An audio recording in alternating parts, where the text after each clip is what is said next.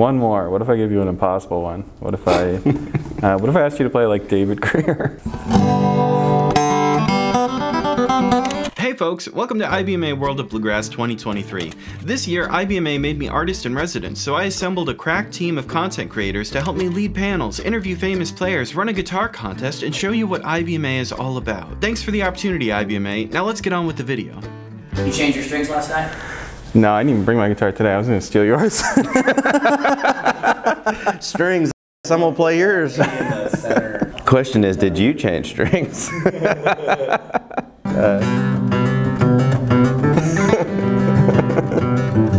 ahead, you know it.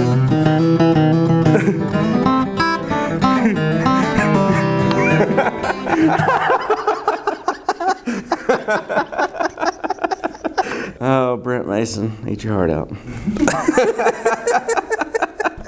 Have you seen the video that I shot of myself playing that? A video with the green screen and I'm playing Oh, that's right. Yes, yeah. I do remember that. Oh, that stuff is amazing, man. The songs be what they are, but the guitar playing, I mean. Oh, yeah. You know, Brent Mason's a monster. Yeah, and it's a quote, that ending lick is a quote of Summertime Blues, which is like such a good like little in-joke. Yeah. And like Alan Jackson does Summertime Blues anyway, you know? It's a great throw joke. It in again. Yeah.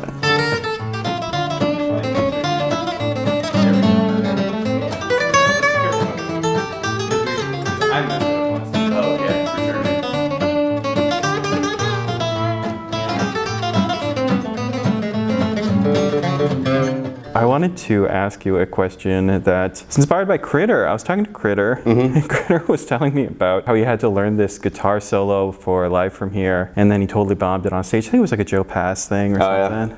Yeah. That'll happen. Yeah, right. But we were wondering, sort of, what are your like weirdest, embarrassing moments, or like, have you had that crushing defeat?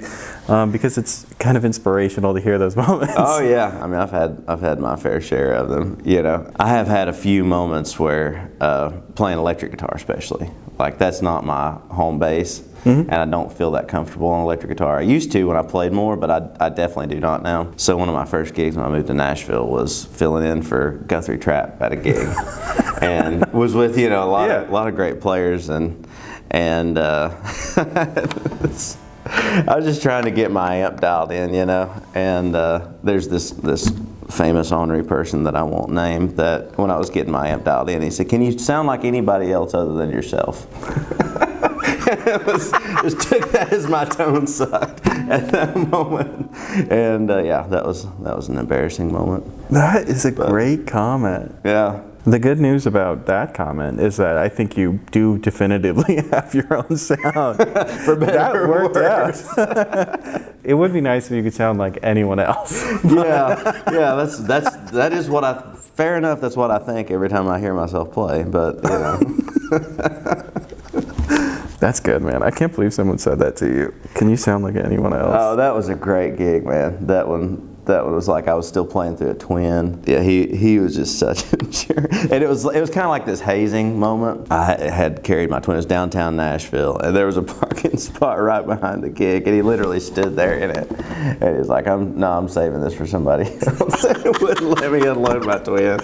And then come to find, you know, I worked with Johnny Cash when I was a kid, and he had done a lot of stuff with Johnny, and so as soon as that was mentioned, it was like, I think it was just kind of, you know, it was like new kid in town's going to get, you know, you're going to go through, you're going to get hazed.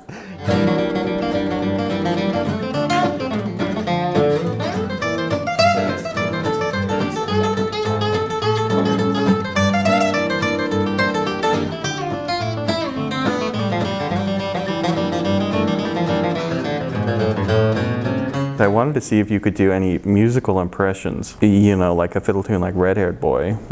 Easy fiddle tune that we play forever. And if I asked you to play it, for instance, like Tony Rice, do you think you could do that? Maybe so.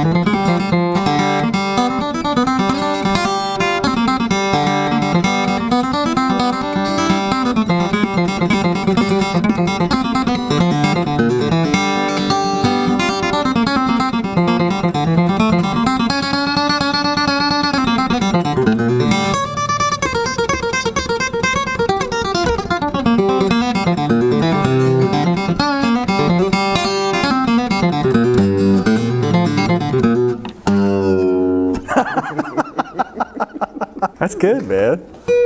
What if, like, different camp, what if I asked you to play like Doc Watson?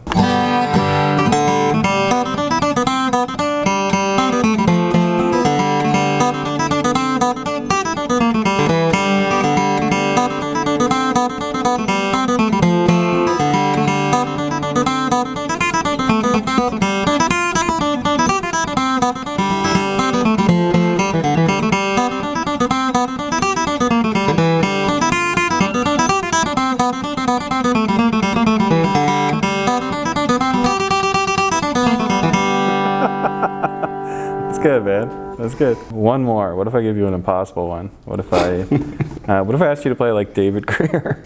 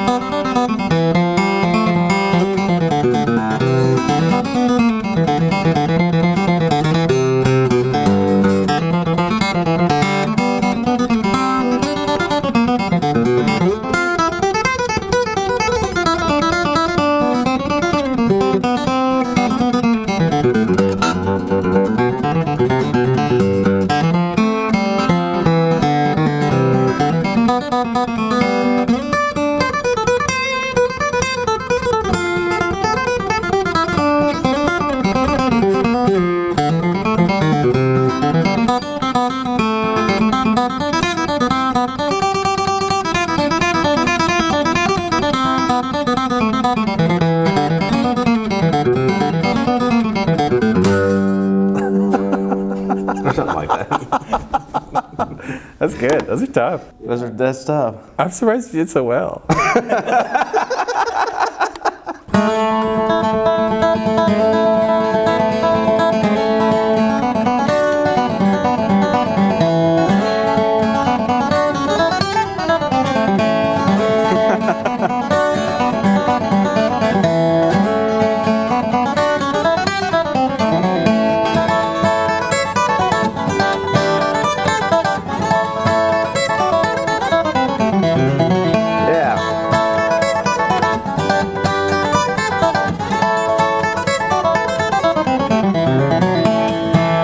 Okay, I'm offloading some of my work now. I got a comment right here. This guy says, you should have asked Trey about Earl Scruggs at the Grand Ole Opry. So here I am. Tell me about when you were a little kid and you played with Earl Scruggs. Yeah. Get this thing. Oh, good. It's falling off on me. That's right. Ruining everything? Check. Earl was very nice. This is the hard-hitting journalism of the YouTube comment section. I don't think we should joke about it. Yes. You've probably never been asked this NASCAR question. fan 342 really wants to know. Jeff Gordon sucks 376. When I first started playing, Earl was kind of my big influence. I mean, I saw Jimmy Martin and Charlie Waller play, but I was a big fan of Flatt and Scruggs, and my granddad had this record called Flatt and Scruggs Play the Famous Songs of the Carter Family, where Earl plays a lot of guitar on it. Something about that record it just blew me away. And so when I first started learning guitar, I had this great guitar teacher out in Kingsport. I kind of went to him and was like, I want to learn all these Earl Scruggs things. And he already knew them, note for note. And so it was like just really sitting down with that record and working on, the way Earl played.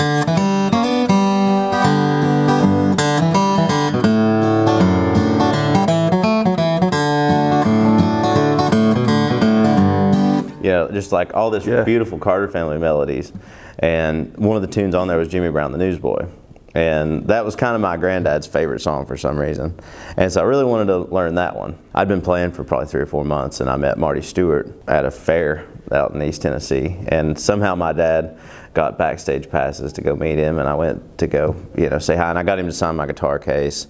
And my dad had thrown my guitar in the case, and he's like totally cornered Marty. And it's like, my son really wants to play a song for you. And we hadn't talked about that, But it was, it's like Marty's always been one of my favorites. I played Jimmy Brown for him while he was signing other people's autographs. And he stopped and he turned around and he listened to the whole song, and he wanted me to play on the show with him that night. Then he wanted me to play on the Opry with him. And he didn't mention that he was going to have Earl come out and play. Really? And so, I still remember standing backstage at the Opry getting ready to go out. And, there was a bunch of people backstage, and it was literally like the waters parted. Here he came down the hall carrying his guitar case. And, we went out there and played that song. And then sat backstage. They put me in the dressing room. It was at the Ryman, so, everybody had to share dressing rooms.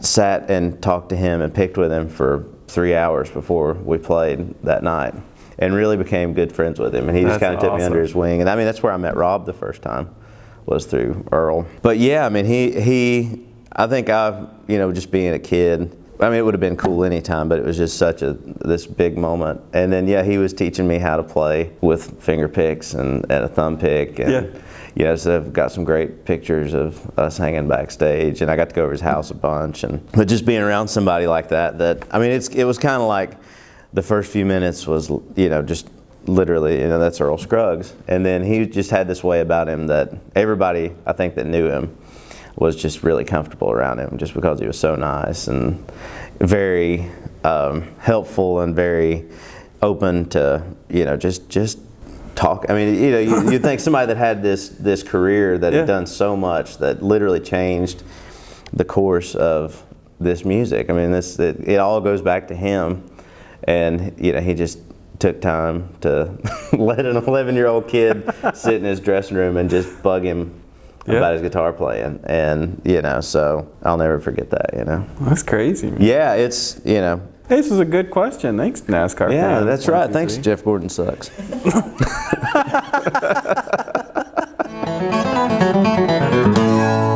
Yeah, right. That's good, man. What the hell did you give me here? Sounded great, I started man. playing, my pick felt so tiny. Yeah, it's like what? And then when I started playing rhythm, I started turning it around like, oh, do I have like a normal pick? Like, am I playing like a beveled edge? Yeah. Like, where's that big boy? Is it a tiny little bit? Yeah. Where's that real pick at?